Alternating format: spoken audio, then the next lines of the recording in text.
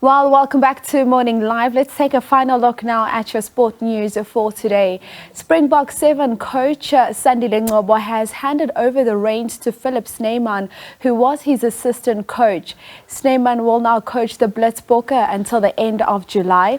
If the team fails to finish in the top 8, it will be required to play in a promotion and relegation series.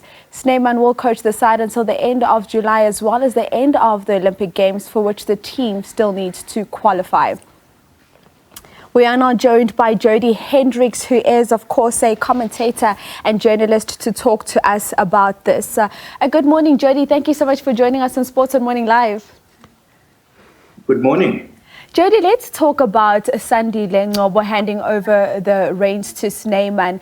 Do you think that this execution could have possibly happened at a later stage in the season? I think definitely they could have waited until the end of the season. They've got 2 tournaments to go. Obviously, also possibly qualifying for the Olympic Games in Paris later this year. They've got to go and play in a qualifying tournament in Monaco.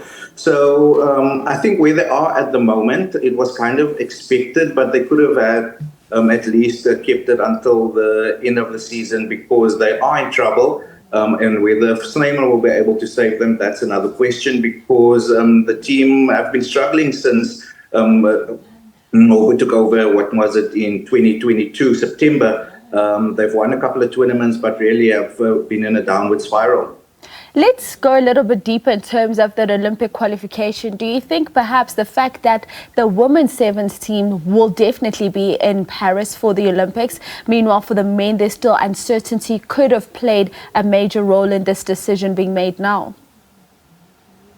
Well, if you look at the coaching staff of the women's sevens team, with Ranfred Dazel, an experienced guy, was assistant to Neil Powell at the men's sevens, and was one of the favorites to replace Paul. That job, of course, went to Ngcobo, and he's gone on and done some fabulous things with the ladies and made history by qualifying for the Olympic Games, while the men, who's traditionally been the strong sevens contender for South Africa, they are struggling at the moment. So definitely, I think that added some pressure and possibly to the decision to remove Ngcobo from his post. And what do we make of the fact that this team was able to win a tournament in Sandile Ngcobo's absence? Do we read a lot into that, or could that just have been coincidental?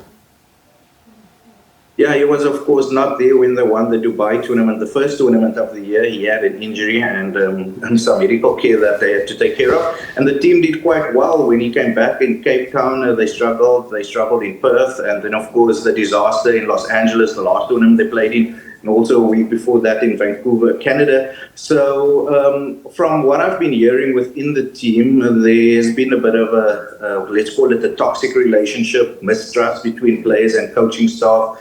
And I think the fact that somebody like Ricardo Duarte, after the Vancouver tournament, asked not to play in Los Angeles, I think that cemented the culture within the team, that players were not willing to play for the team anymore. And I think that just added to the pressure on Ngcobo. And of course, they were not performing, let's be honest. They are currently 7th. They have to be in the top 8 if they want to play in the World Sevens Series again next year. I would have thought that of the once mighty Blitzboks, 2-time, 3-time world champions.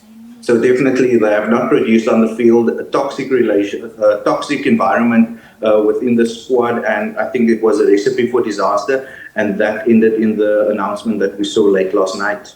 You speak of the toxic relationship between the coaching staff as well as the players.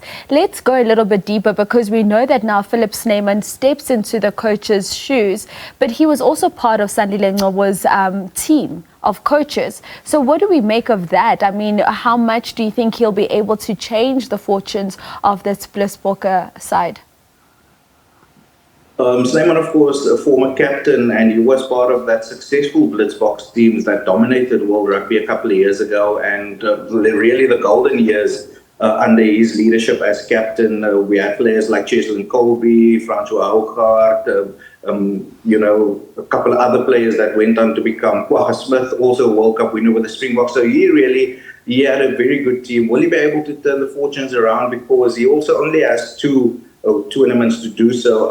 I don't know. We'll have to see. He coached Germany for a short while. But will Philip Snyman be able to do it we'll have to wait and see. He was, of course, part, as you pointed out, of Ngcobo's coaching staff, and whether the players will take a better liking to him.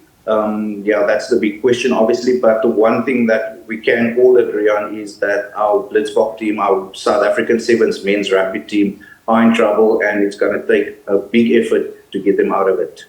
And you speak about the team being in trouble, and we've known this, and you alluded to it earlier that they've been in trouble since Ngcobo took over.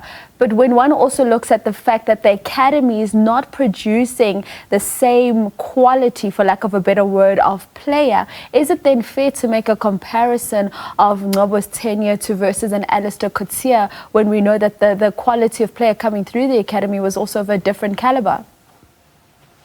And that's a very important question. We have to look at the support that a head coach, be it Alistair Coetzee, who struggled, be it Sandile Ngcobo. Obviously, COVID-19, as I pointed out the other day in an interview as well, had a big impact. Remember that for 2 years, no Sevens players or world rugby basically stood still for 2 years. And in South Africa, no Sevens players came through that academy that in the past has produced such fantastic players, as I've mentioned earlier. And taking that, so Paul Swansong was obviously going to be the Rugby World Cup that took place in Cape Town in September in 2022, and then Sandile Ngcobo took over. And with his back to the wall, really, remember a guy like Roscoe Speckman had left to go and play 15s, Justin Padal was injured, Zane Davids was injured, and he didn't have the caliber of player that they had a couple of years before that, and he had to do with these youngsters and what was expected, what they did in the past, and really the players couldn't step up. He was then under pressure, and I think that created that environment that I spoke of earlier, where people started mistrusting each other. The team didn't perform, the blame game, this one was blaming that one, the coach was blaming the players blaming the coaches, and all of that at the back of when you pointed out he didn't have the support of an academy under Marius Koeman that did so well in the past. He didn't have contracted players. He had to go and look at club games for some players. And I really think from the beginning he was on the back foot, but he didn't produce the results on the field. And I think ultimately that was what counted against him. Oh, well, thank you so much for your time this morning, Jody, and we'll sit and wait and see whether Philip Snyman is able to get the job done with the Blitzboks side and send them to Paris. Thank you very much, and we're all thumbs for it.